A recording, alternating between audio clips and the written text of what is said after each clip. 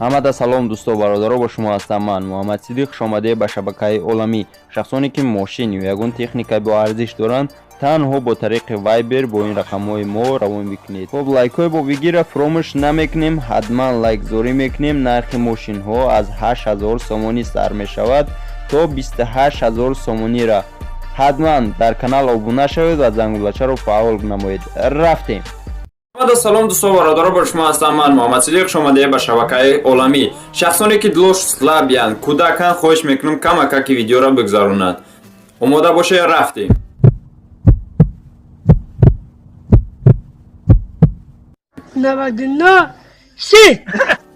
шахсоне ки хоҳиши гузаштани граница доранд, ба ин таксиҳои яка маъруф муроҷиат кунанд. дорои Wi-Fi бепул, мошинои комфорт, не мошиное ки дар рӯи экран мебинед, шуморо бо хости худо мебаранд ва ба ҷои зистон мегардонанд, меоранд. шахсоне ки сафар ба ватан доранд, мехоҳанд билетҳои арзони ҳавопайморо дастрас кунанд, визашонро тафтиш кунанд ки запрет доранд ё не, ба ин рақамҳо занг бизанед. барои граница гузаштан ба ин рақамҳо занг занед ва фаромӯш накунед аз номи оламӣ ҳатман салом расонед.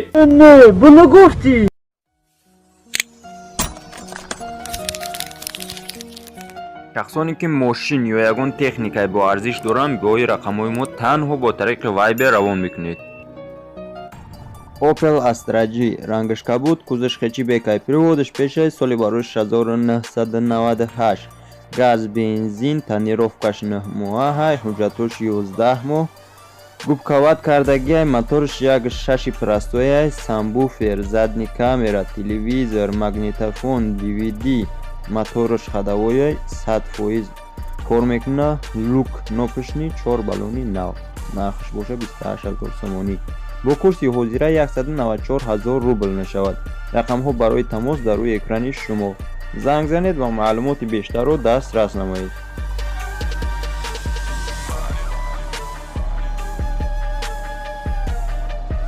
инак дуюмин газели боркаш. бародарое ки мошини боркаш гуфта будем, марҳамат. газели 3.5 тонна ҳай, газел соли барош солҳои 1999.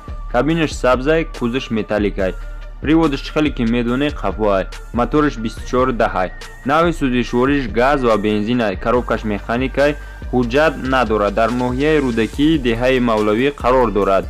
нархаш бошад 19000 сомонӣ, бо курси ҳозира 132000 мешавад. савдо ва алиш мешавад бо ягон Astra G караван. аз 2000 сол боло боша Astra G, боз болои сум медиҳем, гуфт соҳибаш. ҳамаш 100% кор мекунам, моторш навай, ходовоишам навай, ягон камбудӣ надора, фақат ҳуҷҷат надора. рақамҳо барои тамос дар рӯи экрани шумо. занг занед ва маълумоти бештарро дастрас намоед.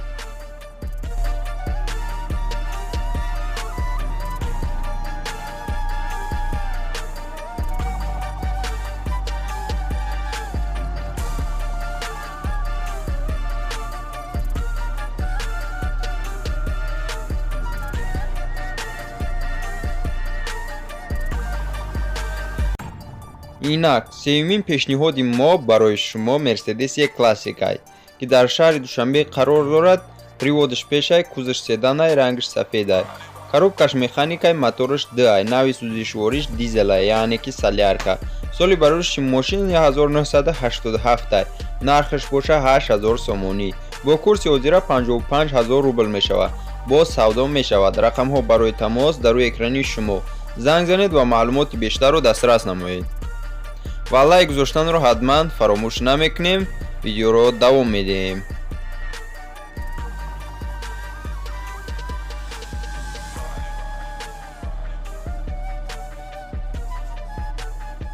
инак чорумин пешниҳоди мо барои шумо боз як Мерседеси дигари E-Classic. состояниш дар беҳтарин ҳолат қарор дорад. худи мошин дар Аш қарор дорад. кадме надонад ки Аш дар куҷост. Аш яке аз районҳои хуҷанд аст. кузаш универсалай, приводаш пешай, коробкаш механикай, объёми моториш 1.8, нави сӯзишвориш газ ва бензинай, ранги мошин сурхай.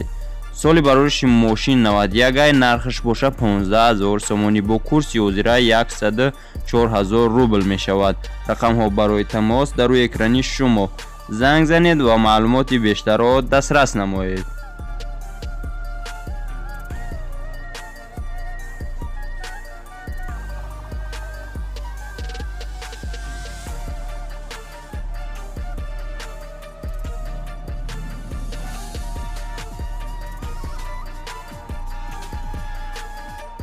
инак панҷумин пешниҳоди мо Opel Astra G Caravan.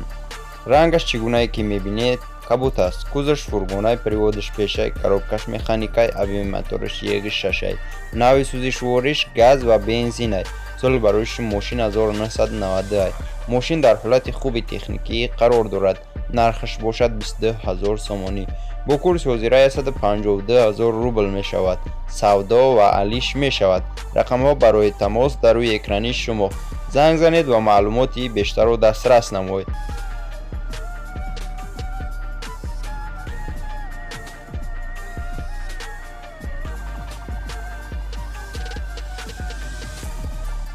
инак шашумин пешниҳоди мо Opel Astra G. ранги ин мошинам сурхай, коробкаш механикай, кузаш седанай, приводиш пешай, моториш 1.6, газ ва бензинай. соли бароиши мошин соли 1993. состоянии мошин хубай, 4 баллони нав задагиай, салонаш тозаҳай. бародароне ки лайк нагузоштан лайкгузорӣ мекунем, дастгирӣ мекунем, наворо давом додан мегирем. нархаш боша 18900 сомонӣ. бо курси ҳозира 131 000 рубл. савдо ва алиш мешавад. рақамҳо барои тамос дар рӯи экрани шумо. занг занед ва маълумоти бештарро дастрас намоед.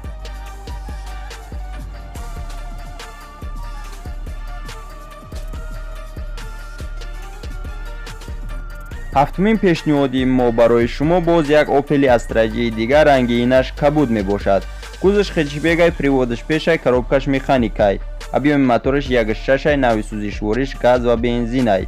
соли бароиши мошини 1990. мошин дар ҳолати хуби техникӣ қарор дорад. техас мотор то охири моҳи ноябрай, 4 баллони нав ва километри нав. тумбоҳош сварка нашидагиян. умуман хулоса ҳамаш 100%.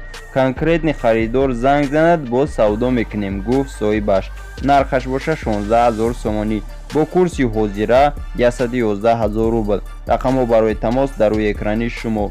занг занед ва маълумоти бештарро дастрас намоед.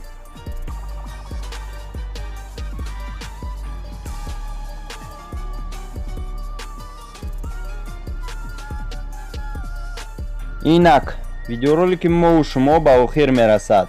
ҳатман дар канал обуна шавед ва зангбачаро фаъол намоед. лайкҳои бобигира дареғ надонед. сарбаландӣ, хонаободӣ, тани саъд, имони мустаҳкам бо ҳар яке шумо хоҳонам. мошин ё ягон техникаи бо арзиш дошта бошед, бо ин рақамҳои мо танҳо бо тариқи вайбер равон мекунед. хай ҳаматонда.